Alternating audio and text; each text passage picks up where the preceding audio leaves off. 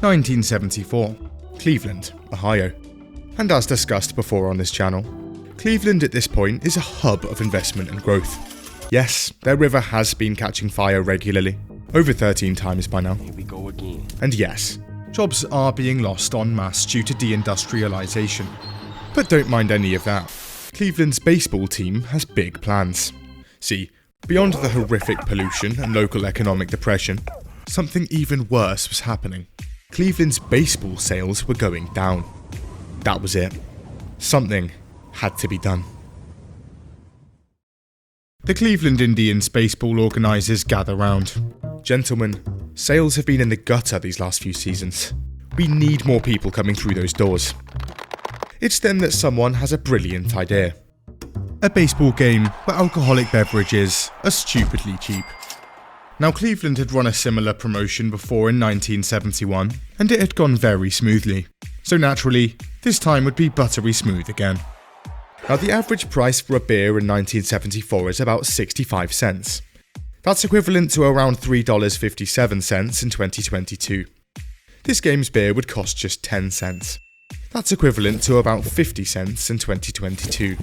Keep in mind that the cheapest tickets to the game were about $1 back then, and you've got a ticket and 5 beers for just $1. Not bad. But hold on. We can't let people go overboard. Right. How about we add a limit of 6 beers per purchase? Yep, that's good enough. It was genius. A baseball game where beers cost 10 cents. What should we call it? Hold on. I think I've got it. It's perfect. And with that, the planning of 10-cent beer night goes underway. But before we move on, Raid, Shadow Legends. Do you have a mobile phone? Then why aren't you already playing? Enjoy slaughtering hordes of enemies? Raid has plenty of it. What about tons of bosses and new updates every month? Raid has that too. Like collecting new champions? Look around. Champions, champions, champions. Almost 700 champions. And the game's graphics. My god. But what about the actual gameplay? Well, sit back and strap in. Get together 5 of your boys and jump into any of the epic campaign missions, faction wars, dungeon crawls, or alternatively, hit the PvP arena and dab on other players. And Raid's just got a ton of new stuff. Look, is that a Champion Select event? It is. From January 16th to February 10th, all new players can vote on their favourite starter champion and get a chance to win prizes, including legendary champions, in-game items, and Amazon gift cards worth up to $1,000. Just download Raid from the links below, copy your in-game player ID, go to championselect.plarium.com, and enter your player ID and vote for your favourite champion. And over there, is that an unlockable champion based on UFC fighter Ronda Rousey? Yes, because why not? All you've got to do is log in and play Raid for 7 days between now and February 20th, and she's all yours. Ronda Rousey is available for new and old players. Just use the special promo code RAIDRONDA in-game. And for 30 days, new players can click the link in the description or scan this QR code to get unique bonuses. Waiting for you right here. Is that a free epic champion? 100k silver? 50 gems? 2 epic skill tomes? My god. Raid Shadow Legends. Now pick up the phone and download the game.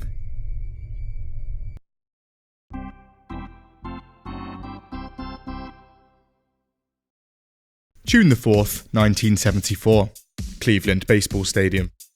After weeks of comprehensive planning, 10-cent beer night was ready to go. The Cleveland Indians and the Texas Rangers are in town and getting set to play each other later that evening. The beer trucks are coming in and loading up. So far, things are looking grand. There are also record numbers of people coming in. The average turnout for games last season had been a few thousand, but tonight, over 25,000 people had rocked up. That was over twice the amount they were expecting. Wow. The plan was working perfectly. But there is a little other thing brewing. See, the Texas Rangers and the Cleveland Indians actually have a little bit of history. Just a week earlier, Both teams had played each other down in Texas, and things got heated. The game had mostly been going smoothly. That was until both teams' benches emptied out for an all-out brawl mid-game. It didn't take long for fans to get involved, and Indians players are barraged by food and beer from Rangers fans on their way back to their benches. Cleveland's pitcher has to actually be physically restrained from climbing into the stands and fighting the fans. Also, at this point, Texas is being managed by a guy called Billy Martin. About Billy Martin, he drinks. A lot. Openly boasts about cheating to the teams he's playing against, and throughout his career was hired and fired from the New York Yankees about 5 separate times. One of those times for punching a marshmallow salesman in the face. He also fought his own best player in the benches during a game, and even broke his pitcher's rib after having about 4 fights with him in a hotel. This was one night after almost having a fight with a groom celebrating his wedding night. It was fair to say, the man was no stranger to a fight. And this guy was the manager of the Texas Rangers for 10-cent beer night. It also turns out that he'd been having a jab at the Indians to the press, telling a reporter there wouldn't be enough fans at Cleveland's stadium to worry about. Cleveland's sports radio host spends the entire week amping up Cleveland's fans about it. Then there was the weekly paper's cartoon of the Indians' mascot, Chief Wahoo, who's holding up boxing gloves, saying, "Be ready for anything," about their next game. And tonight was the night Cleveland and Texas would finally play again. The only difference? 10 times the fans and 10 cents a beer.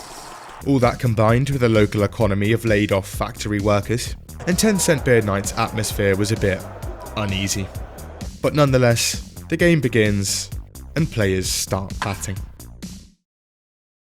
The Rangers take the lead early on after their Tom Greaves scores a home run in the second inning, an inning basically being a round of play. Now, unsurprisingly, the crowd at this point is already absolutely hammered, and things are beginning to degenerate. Fast. After the home run, a middle-aged woman decides to run onto the field. Okay, not too crazy. Wait, hold on. Is she flashing the crowd? My god. She also runs up to the head umpire and tries to kiss him. He says he's not in the kissing mood. She's eventually removed, and the game continues. In the 4th inning, Texas's Tom Greaves hits his second home run of the game, and fans celebrate. It's at this moment that a man sprints into the field and slides into second base. He's also naked. By the way, the ground around a base is made of an almost gravel-like material, so this probably hurts. A lot. Security tries to catch him, but he slips away into the crowd, never to be seen again. Inning 5. A man and his son run onto the field and moon the crowd. It's also around this point that a Cleveland batter hits a line drive straight into the Texas pitcher's stomach, sending him to the ground. Cleveland fans in the upper stadium begin chanting, "Hit him again, hit him harder." The organisers are sat down, watching this unfold live. This is going swimmingly. However, it's at this point that someone bursts into the room. Gentlemen, a problem. The increasingly incredibly volatile and agitated crowd? No. We can't serve these beers fast enough.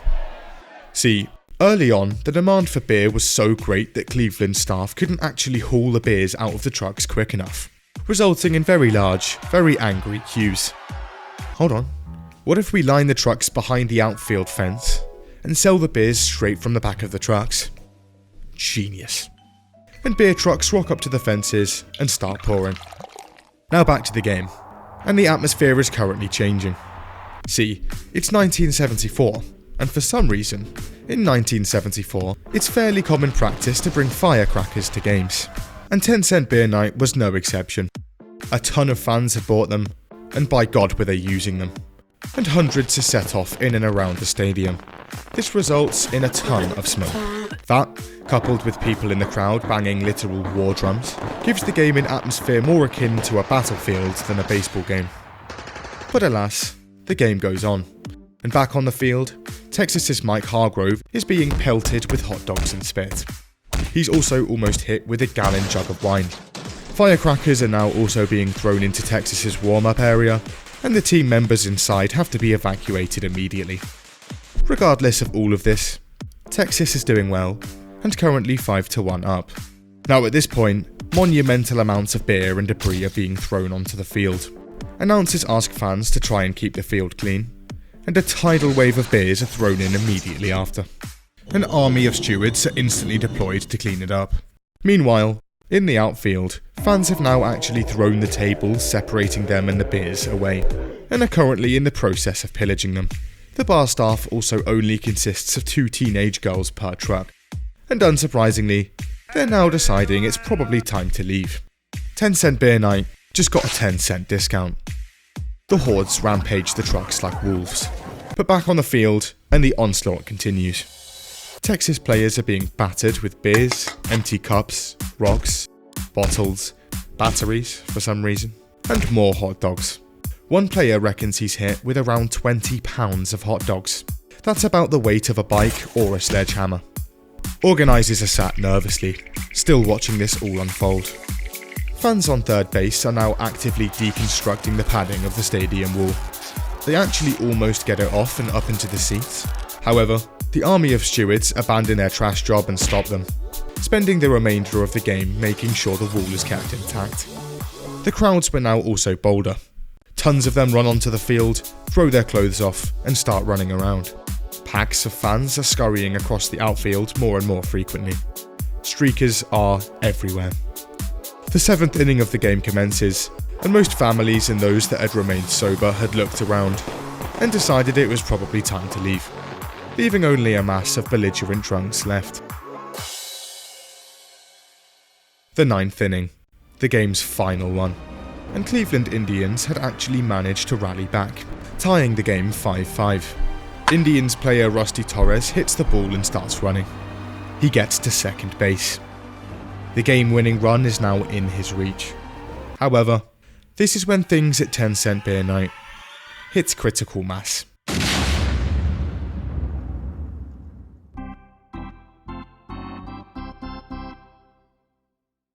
It's near the end of the final inning, and Rusty Torres is staring down the barrel of a potential win for the Cleveland Indians. However, a 19-year-old in the crowd has a very different idea. He decides to make a run on field and grab Texas outfielder Jeff Burrows' cap. Burrows confronts the fan, but trips and falls. Now, from the Texas bench's perspective in the dugout, it looked like the fan had attacked Burrows. Billy Martin is livid. He's quoted as saying, "Boys, let's go get him," before grabbing a bat and literally charging the field. All of his players behind him also wielding bats. On the field, they find Burrows unharmed, but their charge had started something ungodly. Now gone from the field were the goofy streakers and silly pitch invaders, and something morbid was replacing them. An army of fans had crafted knives, chains, clubs, and other weapons from the stadium's seats, fences, and other general infrastructure, and were now storming the field with them. It was clear. The battle royale had begun. Where we dropping, boys? Hordes of fans descend upon the field at breakneck speed and began looting. Beers? Delicious. Bases? Take 'em.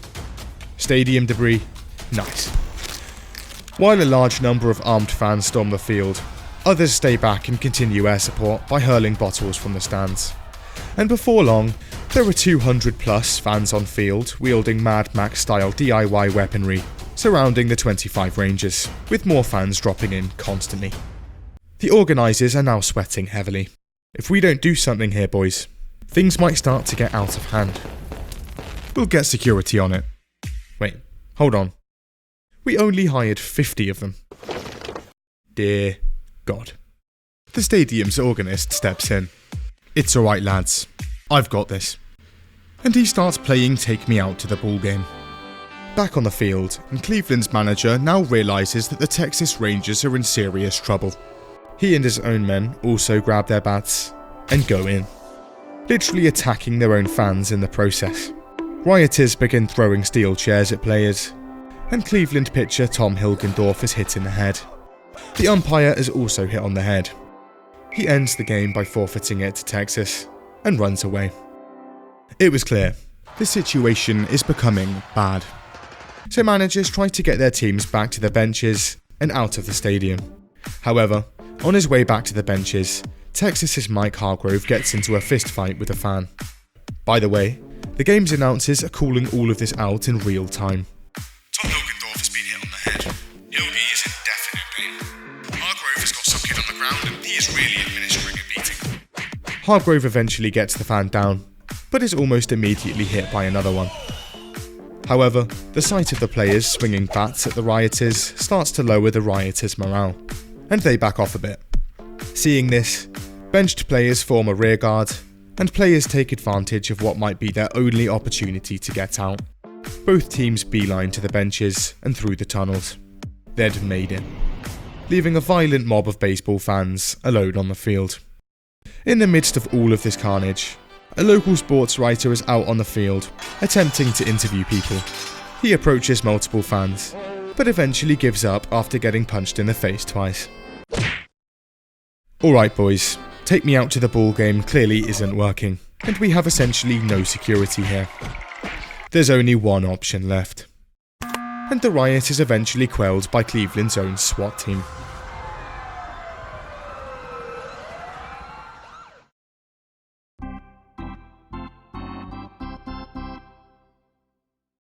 And so, after thousands of dollars of damage, casualties left, right and centre, and a literal battle royale breaking out mid-game, 10-cent beer night had come to an end. Of the hundreds of rioters in the field, only 9 arrests were made. Throughout the night, 60,000 beers consumed, 19 streakers, an unquantifiable amount of damage to the stadium, and by the end of it, every single base stolen. They were never returned. It had been nothing short of an absolute travesty.